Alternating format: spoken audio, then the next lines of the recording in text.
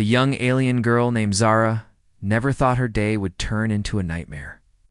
She was just doing her regular job, checking the air quality around planet Earth from her small spaceship. It was supposed to be easy work, something she had done hundreds of times before. But today was different. Everything started going wrong when her ship's computer began making strange beeping sounds. Red lights flashed across her control panel like angry eyes. Zara pressed buttons frantically, trying to understand what was happening. The words on her screen were changing too fast to read properly. No, no, no, she whispered to herself in her own language. Her ship was falling apart around her. The navigation system, which helped her steer through space, was completely broken. Sparks flew from the walls like tiny fireworks. The smell of burning metal filled the small cabin. Zara had trained for emergencies, but nothing like this. Her teachers back home had always said Earth missions were safe and simple. Within seconds, her beautiful silver spaceship was dropping toward Earth like a rock. She could see the planet getting bigger and bigger through her window. The blue oceans and white clouds looked peaceful from far away, but now they were rushing toward her at terrifying speed. Zara grabbed the emergency controls and tried to slow down her ship, but it was too late. The damage was too severe. Ship was going to crash, and there was nothing she could do to stop it. Below her, she could see a thick forest with tall green trees. The trees looked soft from high above, but she knew they would be like wooden walls when her ship hit them. She strapped herself into her seat and closed her eyes, hoping she would survive what was coming next. The crash was louder than thunder. Her ship tore through the forest like a knife cutting through paper. Huge pine trees snapped in half and fell to the ground. The sound of breaking wood mixed with the screech of tearing metal. Birds flew away in panic. Small animals ran for cover. Zara's ship bounced off rocks and slammed into trees before finally coming to rest against a large stone cliff. The impact threw her forward in her seat. Her head hit the dashboard and everything went dark for a moment. When she opened her eyes, her ship was completely destroyed. The smooth walls were cracked and bent. Pieces of metal hung loose everywhere. Through the broken windows, she could see Earth's strange blue sky. She had never breathed air from another planet before, but breathing was about to become the least of her problems. A thick, glowing blue liquid was leaking from her ship's power source. This liquid was what made her ship fly through space. Back on her home planet, it was perfectly safe. But here on Earth, with all this oxygen in the air, it was extremely dangerous. Zara knew from her training that this blue fuel could catch fire very easily in Earth's atmosphere. When it burned hot and fast. It's hot enough to melt metal. It's hot enough to turn anything nearby into ash within minutes. She tried to move but couldn't. A heavy piece of metal from the ship's frame had fallen across her legs during the crash. She was trapped.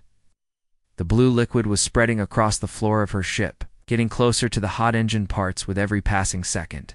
The smell was getting stronger. It reminded her of the chemical labs back home, but much more intense. Her eyes started to water. Her throat felt dry and scratchy. She coughed and tried to call for help, but her voice came out as barely a whisper.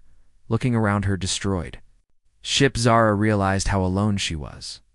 This forest seemed empty. No cities, no people, no one who could help her. Even if someone was nearby, how could she explain what was happening? Earth people probably didn't even know aliens existed.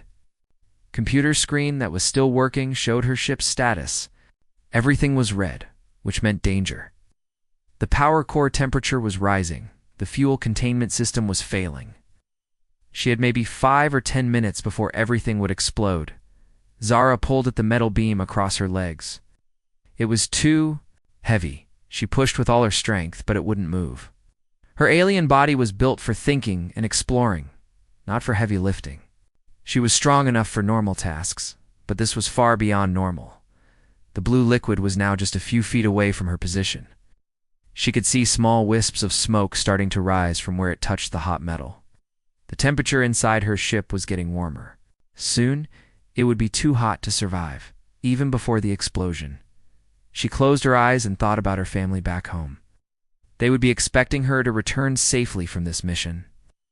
They had no idea she was trapped on a strange planet. about to become fuel for an alien fire. The smoke was getting thicker. The blue glow was getting brighter. Time was running out, and Zara was completely helpless to save herself. Zara tried everything she could think of to escape. She twisted her body left and right, hoping to squeeze out from under the heavy metal beam.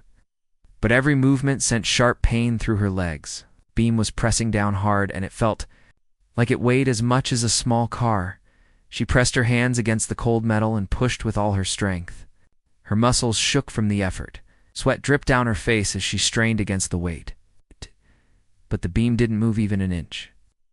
It was stuck tight between two pieces of the broken ship. The blue liquid was spreading faster now. It had already covered half the floor of her small cabin. The glowing fuel looked almost pretty, like liquid starlight. But Zara knew it was deadly.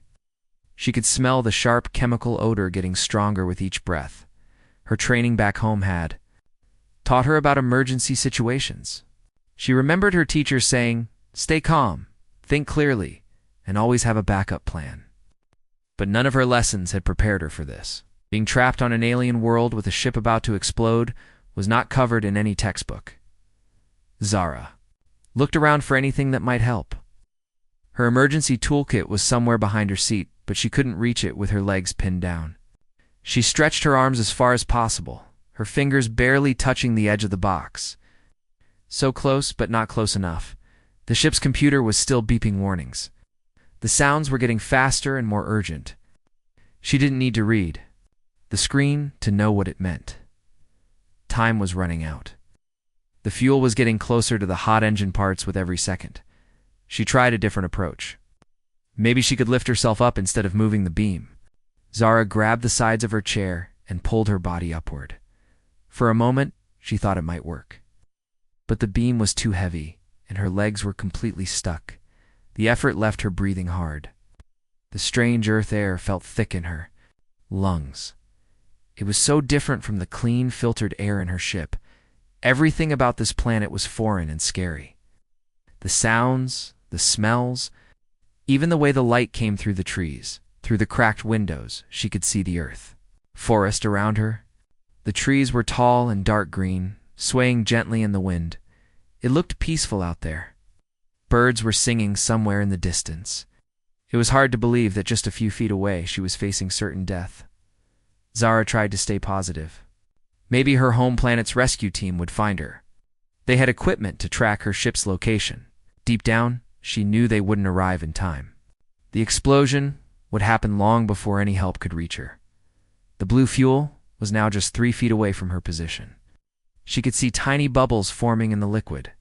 That was a bad sign. It meant the fuel was getting hot and ready to ignite. Once it touched the damaged engine, everything would catch fire instantly. She grabbed a loose piece of metal from the floor and tried to use it as a lever. Maybe she could pry the beam up just enough to pull her legs free. The metal piece was sharp and cut her hands, but she didn't care. A few cuts were nothing compared to being burned alive. The makeshift lever bent under the pressure. It was too thin and weak to move something so heavy. Zara threw it aside in frustration. She was running out of ideas and running out of time. Heat was getting worse. The cabin felt like an oven now. Her clothes were soaked with sweat. The air was becoming hard to breathe. She could taste metal and chemicals on her tongue. The smell was making her dizzy and sick. Zara closed her eyes and tried to remember her family's faces. Her mother's smile, her father's laugh, her little brother who always asked too many questions about her space missions. She had promised them she would come home safely. But that promise was about to be broken. The blue liquid was now just 2 feet away. She could see her reflection in its glowing surface. Her face looked pale and scared. This wasn't how she had imagined her first visit to Earth would go. She had dreamed of exploring the forests, meeting Earth animals, maybe even seeing the oceans she had heard so much about. Instead, she was about to become part of the worst kind of story. The alien who crashed and burned on a strange planet. Her ship would be found eventually, but it would be too late. There would be nothing left to save. The computer's beeping became one long, continuous alarm. The fuel was almost at the danger point. Zara could see small sparks starting to fly from the damaged engine. Any moment now, one of those sparks would touch the blue liquid. She took a deep breath and made one final attempt to free herself. This time she ignored the pain and pulled with every bit of strength she had left. Muscles burned with effort. Her vision blurred from the strain. But still, the beam wouldn't move. The blue fuel touched the first piece of hot metal. Small flame appeared, then quickly grew bigger. The fire was starting and there was nowhere to run. 3 miles away, Jake Chen was enjoying his favorite weekend activity. He loved hiking through the Oregon mountains, especially in places where most people never went. The deeper into the forest he traveled, the more peaceful he felt. Working all week in a busy office, these quiet moments in nature were exactly what he needed. Jake had been walking for 3 days straight, carrying everything he needed in his backpack. He was an experienced hiker who knew these mountains like the back of his hand. The trails here were difficult, but that's what made them special. Only serious hikers came this far into the wilderness. He was taking a break to drink some water when he heard it. A sound like thunder, but much longer and louder. The noise echoed through the valleys and made the ground shake under his feet. Birds flew out of the trees in panic, and Jake could hear them calling to each other in alarm.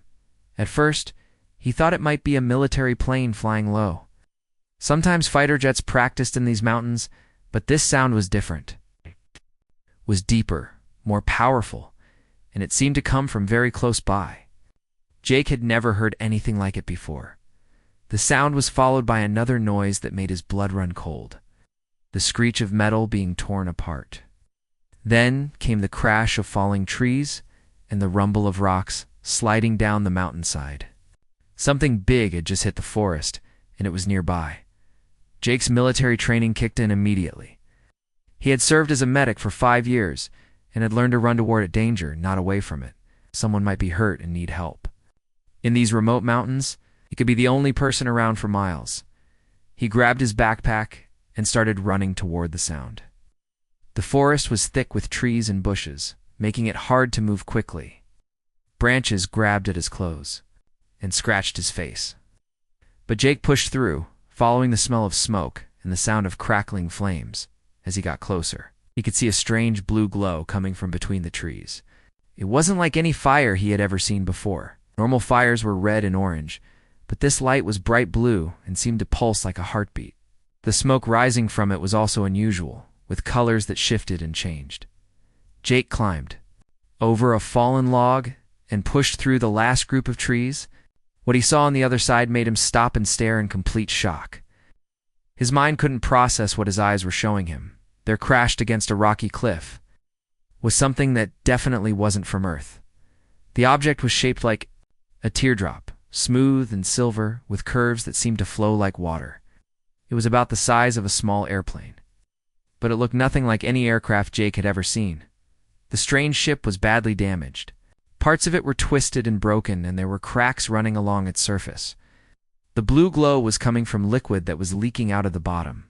The liquid moved in a way that seemed almost alive, spreading across the ground in perfect circles. But what really caught Jake's attention was the figure trapped inside the ship. Through the transparent sections of the hull, he could see someone frantically moving around. At first glance, they looked almost human, but something was different. Ow. The person was taller and thinner than any human Jake had ever seen, with skin that seemed to have a slight shimmer to it. Jake rubbed his eyes, thinking he might be seeing things. Maybe he had hit his head on a branch while running through the forest. But when he looked again, the ship was still there, and the person inside was still moving. The trapped figure suddenly looked up and saw Jake through the broken hull. Their eyes met, and Jake felt a chill run down his spine. The eyes looking back at him were definitely not human. They were larger, with colors that seemed to shift like the ocean. But there was something in those eyes that Jake recognized immediately. Fear, desperation, plea for help.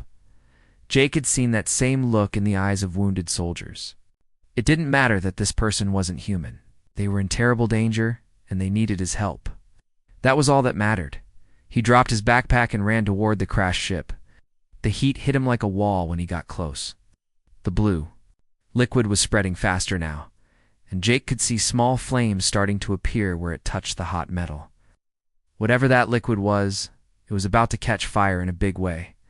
Jake circled the ship, looking for a way to get inside. The hull was made of some kind of material he had never seen before. It looked like metal, but it seemed to bend and flex like plastic. Most of it was still solid, but there were several cracks from the crash impact.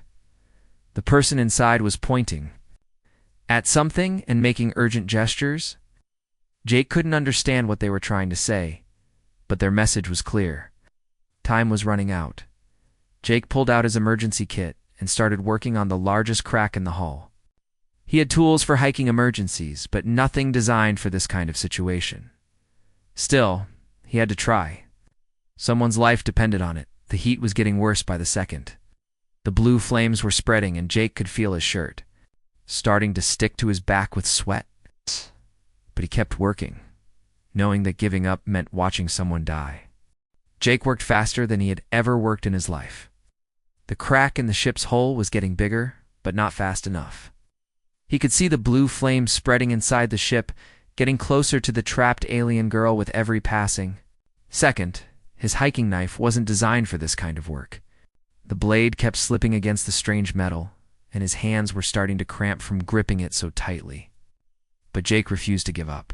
He'd saved people before during his time in the military, and he wasn't about to let someone die. On his watch now, the alien girl was watching him work. Even though they couldn't speak the same language, Jake could see the hope in her eyes. She was counting on him to save her life. That thought gave him the strength to keep going, even as the heat from the burning ship made his clothes stick to his skin. Jake pulled out his small climbing axe from his backpack. It was meant for chopping through ice and cutting rope, but maybe it would work on this alien metal. He swung it against the crack, and tiny pieces of the hull chipped away. It was working, but slowly. The blue liquid fire was now covering half the ship's floor. Jake could see the alien girl pulling at the metal beam that had her trapped. She was trying to help herself while he worked to free her from the outside. They were a team now, even though they had just met. Sweat was pouring down Jake's face. The heat was getting so intense that he had to step back every few minutes to catch his breath. The air around the ship was shimmering like a desert mirage. He could smell his own hair starting to singe from the heat. The alien girl suddenly pointed at something behind Jake. He turned around and saw his water bottle sitting on the ground where he had dropped his backpack. She was making drinking motions with her hands. Jake realized she was trying to tell him something important. Water. Maybe water could slow down the fire or cool the metal. Jake grabbed his bottle and poured some of it on his climbing axe. The metal hissed and steamed, but it also cooled down enough for him to keep working without burning his hands. The crack was finally getting big enough. Jake could almost fit his arm through it, but the alien girl was still trapped inside by the heavy beam. Even if he made the hole bigger, she couldn't climb out until that metal was moved. Jake tried to reach through the crack to help, push the beam off her legs, but his arms weren't long enough, and the angle was all wrong. The beam was too heavy for the alien girl to lift by herself. Jake couldn't get enough leverage from outside the ship. Then he had an idea. Jake looked around and found a long, straight branch that had fallen from one of the trees. It was about 6 feet long and thick enough to be strong. He could use it as a lever to help move the beam, working quickly. Jake pushed one end of the branch through the crack in the hole. The alien girl understood what he was trying to do. She positioned herself to help guide the branch under the metal beam that was trapping her. The branch slipped the first time, but the second time.